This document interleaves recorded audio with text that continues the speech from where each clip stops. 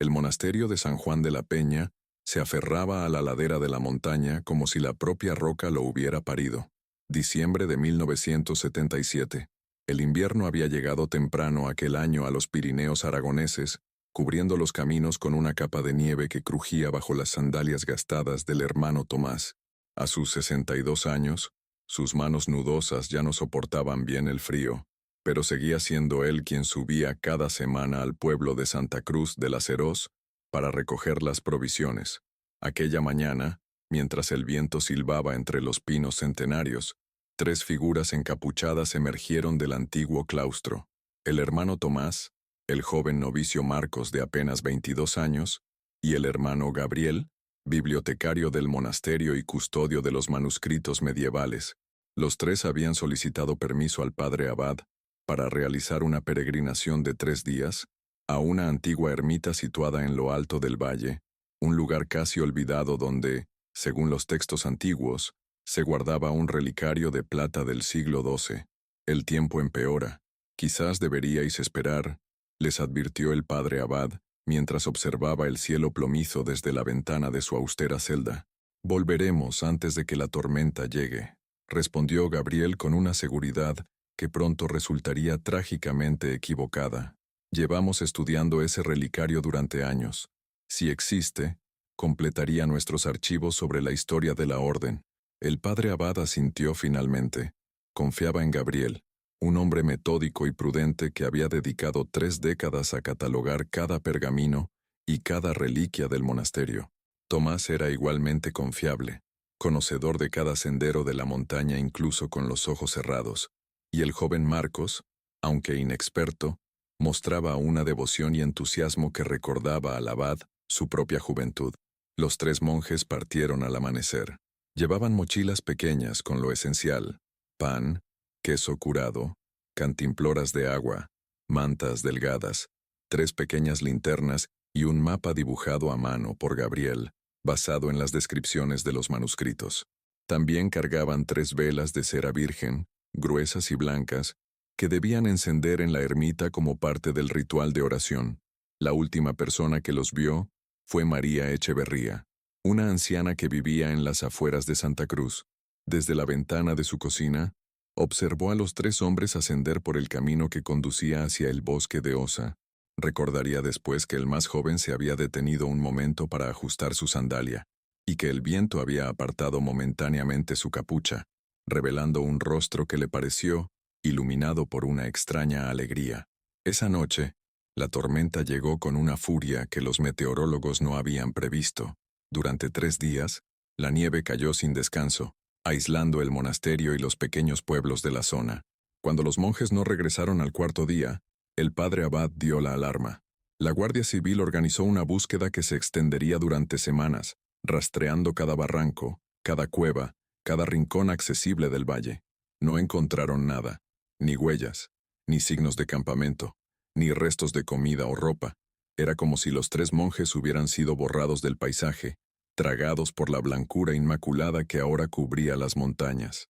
La última entrada en el diario del hermano Gabriel, fechada la mañana de su partida, no ofrecía pistas sobre su destino. Partimos hoy hacia la ermita de San Adrián. El hermano Tomás cree que encontraremos el camino en unas 6 horas de marcha.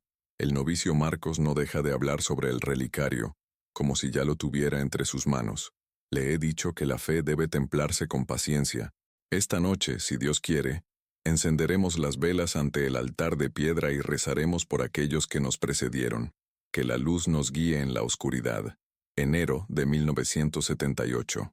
La operación de búsqueda se había convertido en la más grande jamás realizada en los Pirineos aragoneses.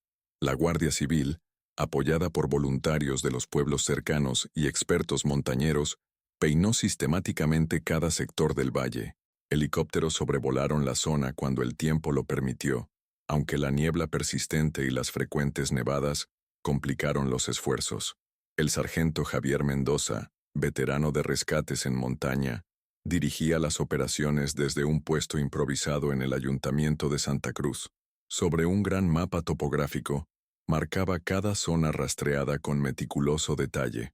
Es como si se los hubiera tragado la tierra, comentó a su segundo al mando tras 3 semanas de búsqueda infructuosa. Hemos revisado cada sendero, cada desvío posible. Si hubieran intentado refugiarse en alguna cueva o cabaña, ya la habríamos encontrado. Mientras tanto, en el monasterio, la vida continuaba con un ritmo alterado por la ausencia. El padre abad pasaba horas en la capilla, arrodillado frente al altar, su rostro surcado por arrugas más profundas que antes. Cada noche, ordenaba que se dejaran 3 lámparas encendidas en la entrada del monasterio, un faro de esperanza para los perdidos. Debía haberles prohibido partir.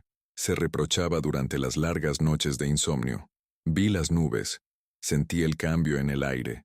En la biblioteca del monasterio, ahora silenciosa sin la presencia del hermano Gabriel, otro monje intentaba entender qué había llevado a sus hermanos a esa fatídica expedición.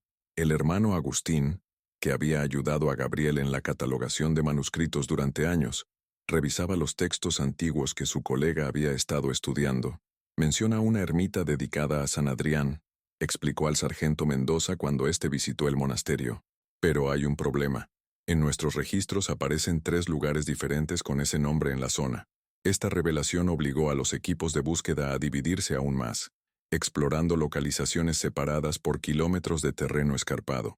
En una de esas ermitas, situada cerca del collado de Izas, los rescatadores encontraron un refugio de piedra parcialmente derruido, con un altar simple y evidencias de haber sido visitado recientemente, pero no había signos de los 3 monjes. A medida que pasaban las semanas, la esperanza se desvanecía. En febrero, las intensas nevadas forzaron a suspender temporalmente la búsqueda. En marzo, cuando se reanudaron los esfuerzos, ya se hablaba en términos de recuperación de cuerpos más que de rescate. Para las familias de los desaparecidos, el dolor se mezclaba con la incertidumbre. El joven novicio Marcos era hijo único de Dolores Sánchez, una viuda de Jaca que había aceptado con orgullo la vocación religiosa de su hijo. Ahora visitaba el monasterio cada domingo, rezando junto al padre abad, aferrándose a una esperanza que se hacía más tenue con cada día que pasaba. Mi hijo conocía estas montañas, insistía. Desde niño subíamos juntos en verano. Sabía cómo orientarse, cómo sobrevivir. El hermano Tomás no tenía familia cercana. Había entrado en la orden siendo muy joven, tras perder a sus padres en la posguerra. El hermano Gabriel dejaba una hermana en Barcelona, Carmen Vidal, quien viajó al monasterio al conocer la noticia. Durante su visita, revisó las pertenencias de su hermano, buscando alguna pista que pudiera ayudar en la búsqueda. Gabriel era metódico hasta la obsesión, comentó mientras examinaba los cuadernos de notas de su hermano. Nunca habría emprendido un viaje así sin estar completamente preparado. En uno de esos cuadernos, Carmen encontró una página marcada con un pequeño trozo de tela roja. Contenía un dibujo detallado del supuesto relicario que buscaban, una caja de plata con grabados que representaban la crucifixión y la figura de San Adrián, un mártir poco conocido del siglo IV. En abril de 1978, tras casi 4 meses de búsqueda, el caso comenzó a desvanecerse de los periódicos. La Guardia Civil mantuvo patrullas ocasionales durante el deshielo primaveral, cuando las condiciones permitían acceder a zonas previamente inaccesibles. Encontraron los restos de excursionistas perdidos en años anteriores, pero ningún rastro de los 3 monjes. El caso permaneció oficialmente abierto, uno más entre los misteriosos sucesos sin resolver de las montañas españolas. El monasterio celebró un servicio conmemorativo en el primer aniversario de la desaparición, una ceremonia que se repetiría cada año, manteniendo viva la memoria de los desaparecidos. Mientras tanto, en los pueblos cercanos, comenzaron a circular historias. Algunos decían que los monjes habían encontrado un tesoro antiguo y habían escapado con él. Otros, más supersticiosos, hablaban de un castigo divino por haber intentado perturbar reliquias sagradas. Los más pragmáticos sugerían simplemente que los 3 hombres habían sido sorprendidos por la tormenta y que sus cuerpos yacían en algún remoto barranco, esperando a ser descubiertos. Con el paso de los años, el misterio se convirtió en leyenda local. Los guías turísticos lo mencionaban como una curiosidad al mostrar el monasterio a los visitantes. Los niños de la zona intercambiaban versiones cada vez más elaboradas durante las noches de verano. Y en el monasterio, cada año, Durante la misa de aniversario, se encendían 3 velas blancas en memoria de los desaparecidos. El tiempo siguió su curso implacable. El padre Abad falleció en 1985, llevándose a la tumba el peso de su remordimiento. Dolores Sánchez, la madre del novicio, murió en 1992 sin haber perdido nunca la esperanza de que su hijo regresara. El monasterio mismo cambió. Tras una reforma en los años 90, parte del complejo se convirtió en hotel para peregrinos y turistas. Y así, el misterio de los 3 monjes desaparecidos se fue diluyendo en la memoria colectiva, convirtiéndose en poco más que una nota a pie de página en la larga historia de los Pirineos. 23 de diciembre de 2023. El amanecer llegaba tarde a los Pirineos en invierno. Elena Campos, arqueóloga especializada en arte religioso medieval, conducía su pequeño Citroën por la carretera sinuosa que ascendía hacia San Juan de la Peña. A sus 35 años, había dedicado los últimos 3 a un proyecto de catalogación digital del patrimonio artístico de los monasterios aragoneses. Aquel día, la niebla se aferraba a las laderas como un sudario, desdibujando los contornos de los pinos centenarios. Elena redujo la velocidad, maldiciendo en voz baja el no haber salido más temprano de Jaca. Llevaba semanas esperando esta oportunidad. El actual abad, padre Sebastián, había accedido finalmente a mostrarle la cripta bajo la iglesia, un espacio raramente abierto a investigadores donde se guardaban algunos de los objetos más antiguos del monasterio. Cuando llegó, el silencio del lugar parecía aún más profundo que de costumbre. Solo el crujido de la nieve bajo sus botas rompía aquella quietud casi sobrenatural. El padre Sebastián la esperaba en el atrio, su figura menuda envuelta en un grueso abrigo negro sobre el hábito. «Llegamos en un momento especial», comentó el anciano, mientras la guiaba hacia el interior. «Mañana se cumplen 46 años de la desaparición». Elena asintió. Conocía la historia, como cualquiera que hubiera pasado tiempo en la zona. Durante su investigación había tropezado varias veces con menciones al misterioso caso de los 3 monjes. «¿Han encontrado alguna vez alguna pista?», preguntó mientras seguía al abad por el claustro románico. «Nada concluyente», respondió él, deteniéndose frente a una pequeña puerta de madera oscurecida por los siglos. Extrajo una llave antigua de un bolsillo de su hábito. «Aunque hay quienes dicen que sus espíritus siguen vagando por estas montañas». La cripta era un espacio estrecho y frío, sostenido por columnas robustas que se hundían en la roca viva. Olía a piedra húmeda y a cera. En las paredes, nichos excavados contenían relicarios, cálices y otros objetos litúrgicos antiguos. El padre Sebastián encendió algunas luces, revelando el polvo que danzaba en el aire como diminutas estrellas. «La semana pasada comenzamos un trabajo de restauración», explicó mientras avanzaban entre las reliquias. El suelo de la cripta presentaba grietas preocupantes. Los arquitectos decidieron levantar algunas losas para examinar los cimientos. Al fondo de la cripta, un área estaba acordonada con una cinta amarilla. Varios tablones de madera cubrían parcialmente un hueco en el suelo, donde se habían retirado las losas de piedra. «Fue entonces cuando lo encontraron», continuó el abad, señalando una mesa lateral donde reposaba una caja de conservación moderna, de plástico transparente. Elena se acercó, intrigada. Dentro de la caja había un objeto que al principio no logró identificar, algo negro y deforme, del tamaño aproximado de un puño. «¿Qué es?», preguntó, inclinándose para observar mejor. «Cera», respondió el padre Sebastián. «Cera derretida, de una vela que, por increíble que parezca, seguía ardiendo cuando levantaron las losas». Elena lo miró con escepticismo. «¿Una vela encendida? ¿Bajo el suelo? Eso es imposible, padre. Sin oxígeno, ninguna llama puede mantenerse». El abad se limitó a encogerse de hombros. Los obreros juraron que cuando retiraron la última piedra, vieron una pequeña llama azulada que se extinguió casi de inmediato al contacto con el aire.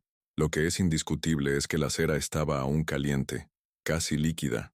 Elena examinó el objeto con más atención. Efectivamente, parecían los restos de una vela gruesa, derretida casi por completo. En la parte superior podía distinguirse lo que quedaba de una mecha carbonizada. «Hay más», añadió el abad, guiándola hacia el hueco en el suelo. «Mire ahí abajo». Elena se arrodilló junto al borde. El padre Sebastián, Iluminó el interior con una linterna. A unos 2 metros de profundidad, en lo que parecía ser un pequeño espacio abovedado, pudo distinguir 2 objetos similares, masas de cera negra, colocadas en lo que parecían ser antiguos candelabros de hierro. 3 velas, murmuró Elena, sintiendo un escalofrío que no tenía nada que ver con el frío de la cripta. El abad asintió gravemente. 3 velas, como las que llevaban los monjes desaparecidos. Podría ser una coincidencia, sugirió Elena, aunque sin mucha convicción. Hay algo más, dijo el padre Sebastián, volviendo a la mesa. De un cajón, extrajo una bolsa de plástico sellada. Dentro había un pequeño objeto metálico, ennegrecido por el tiempo. Estaba incrustado en la cera de una de las velas. Elena tomó la bolsa con manos temblorosas. Era una pequeña cruz pectoral de plata, del tipo que los monjes llevaban bajo el hábito.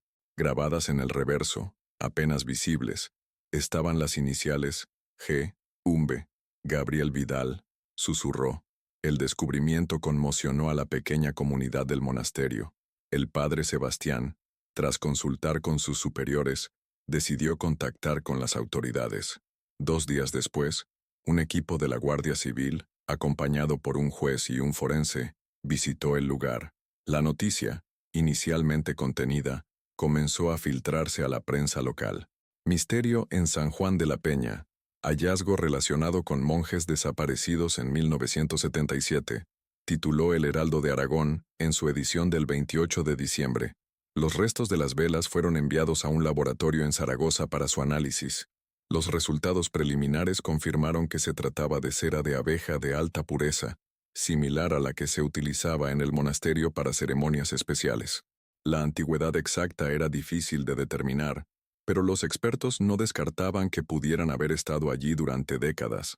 El hallazgo reabrió oficialmente el caso.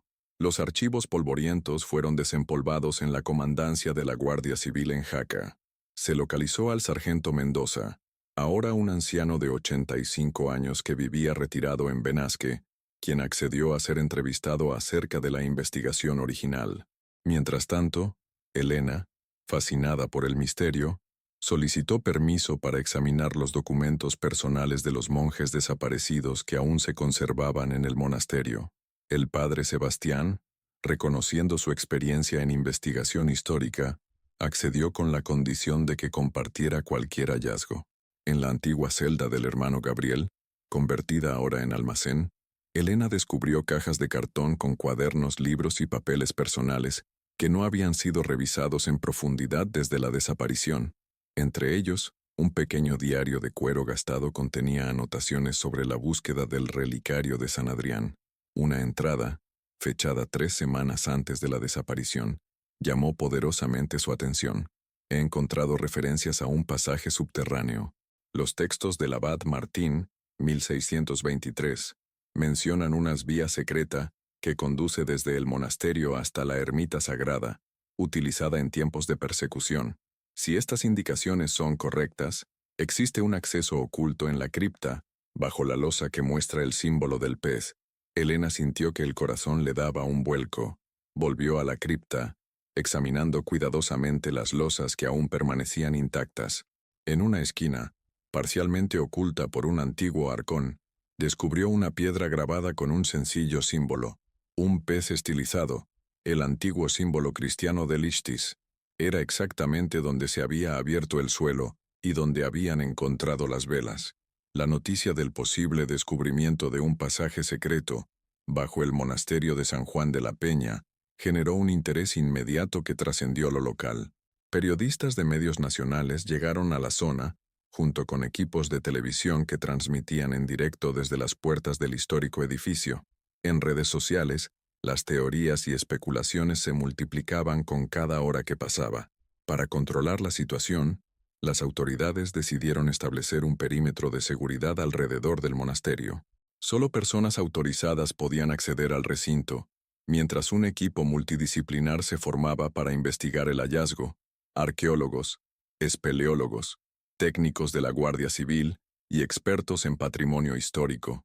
Elena Campos fue incluida en el equipo por su conocimiento de la historia del monasterio y por haber sido quien identificó la losa con el símbolo del pez.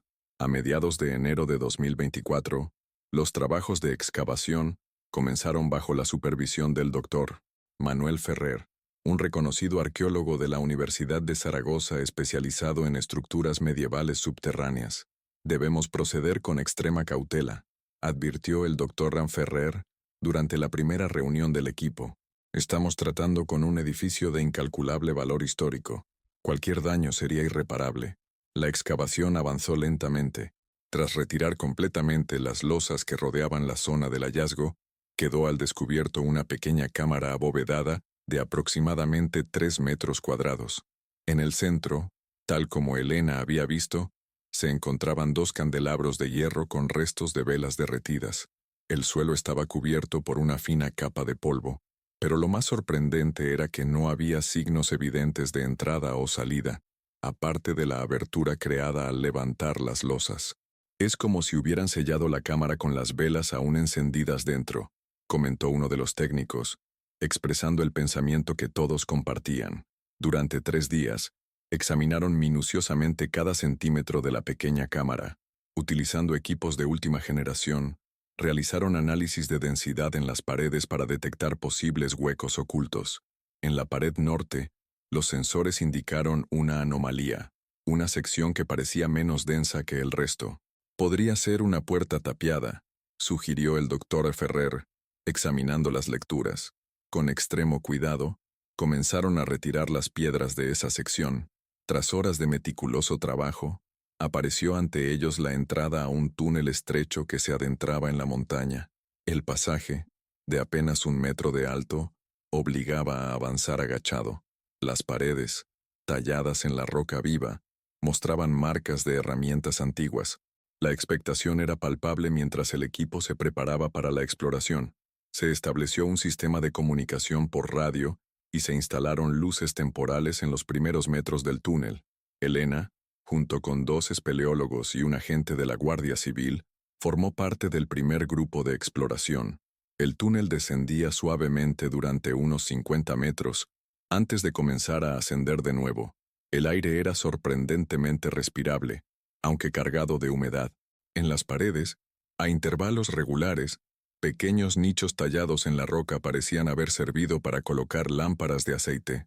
Este pasaje ha sido utilizado regularmente en algún momento de la historia, observó uno de los espeleólogos, señalando el desgaste en ciertas secciones del suelo.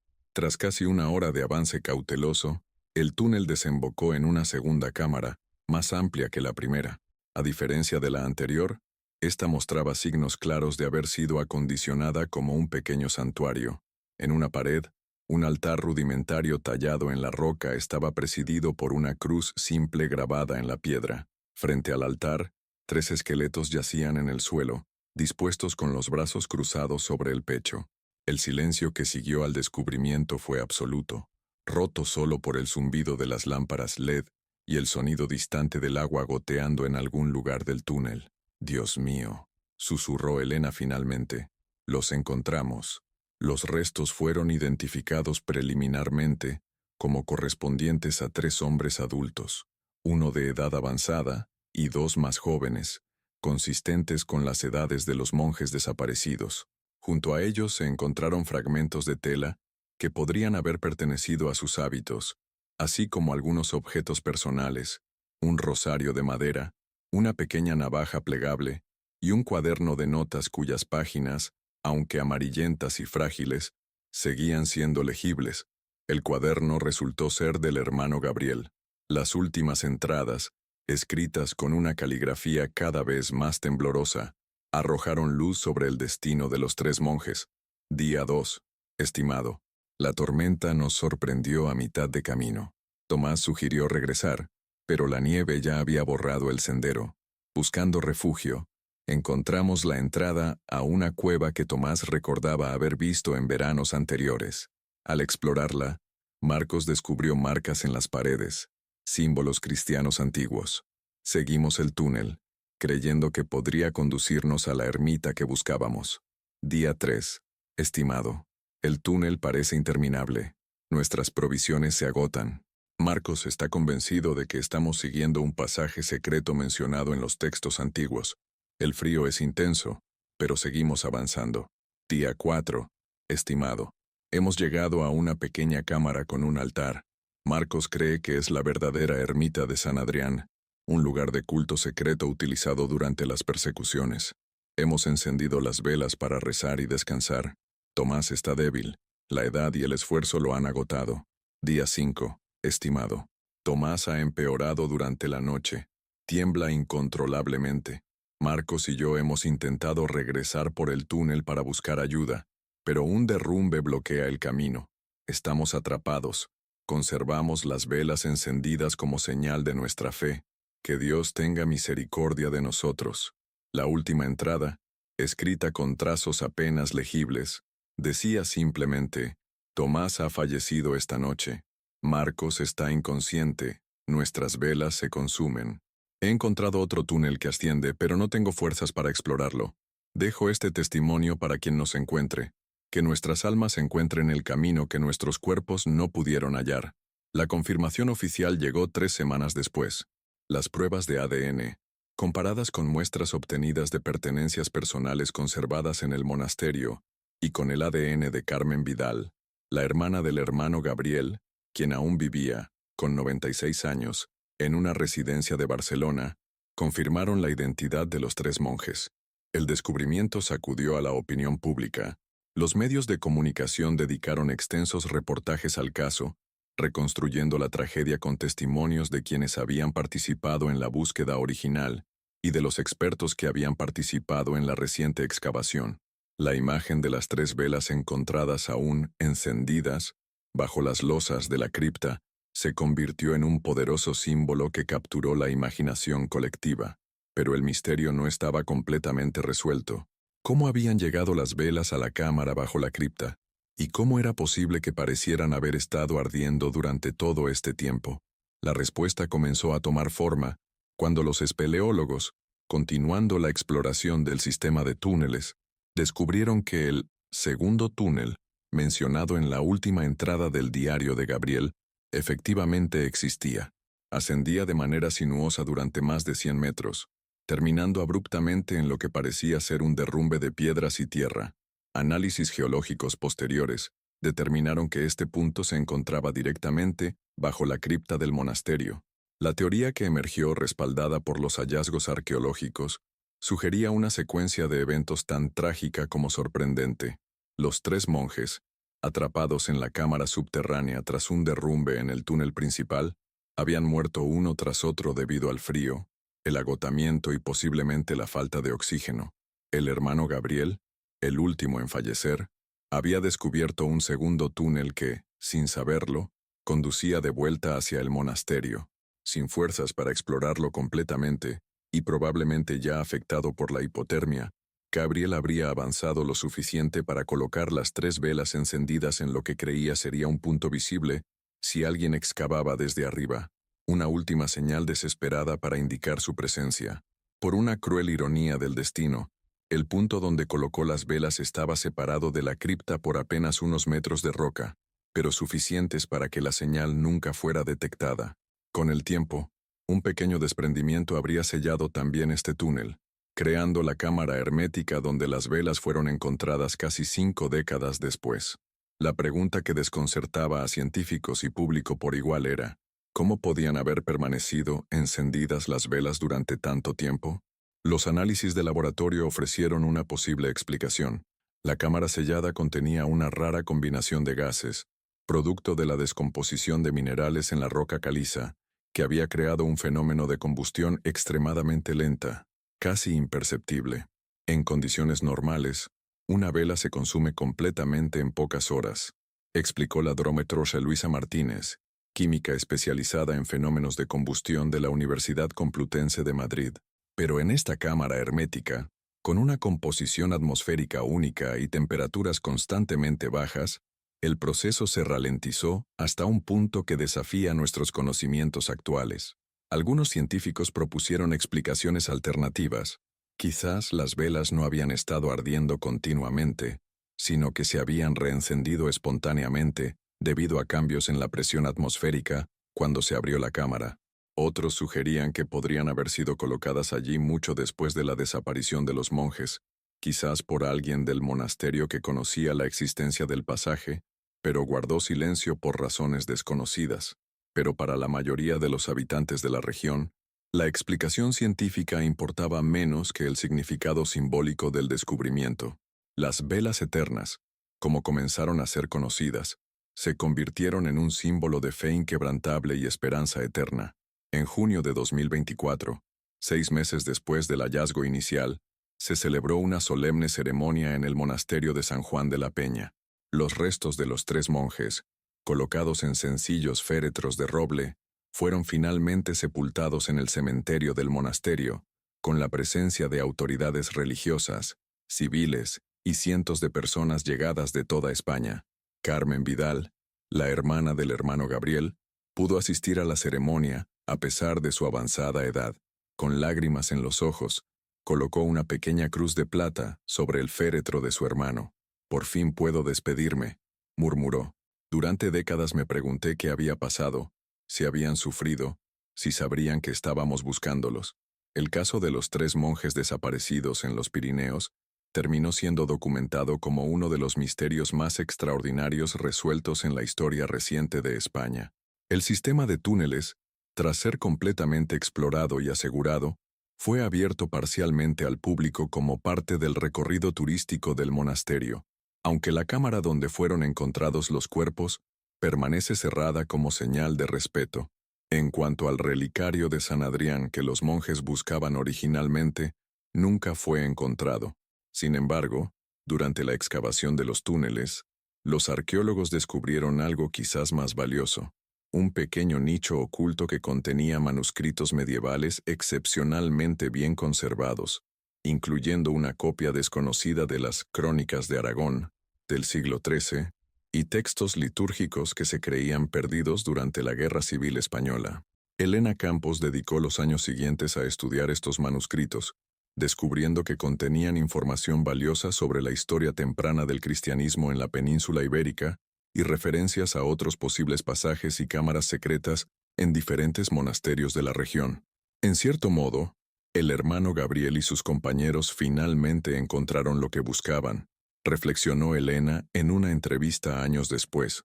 No el relicario físico, sino algo mucho más duradero. Recordarnos que la historia tiene capas ocultas, secretos que esperan ser descubiertos por quienes tienen la perseverancia de buscarlos. Cada 23 de diciembre, aniversario del descubrimiento de las velas, se realiza una procesión nocturna desde el pueblo de Santa Cruz de la Serós hasta el monasterio. Cientos de personas ascienden por el camino nevado portando velas blancas, iluminando la oscuridad del invierno pirenaico con un río de luz que serpentea por la montaña. Y en la cripta, ahora restaurada y abierta a los visitantes, 3 velas gruesas arden permanentemente junto a una placa que recuerda a los 3 monjes. La inscripción, sencilla pero poderosa, reza: «A la memoria de Tomás Ibáñez, Gabriel Vidal y Marcos Sánchez». Su luz nunca se extinguió. Para los visitantes que se detienen ante este memorial, la historia de los 3 monjes y sus velas eternas es un recordatorio de que algunos misterios, incluso cuando se resuelven, mantienen una parte de su magia intacta, como las pequeñas llamas que danzan en la penumbra de la cripta, iluminando pero nunca revelando completamente los secretos de la piedra antigua que las rodea.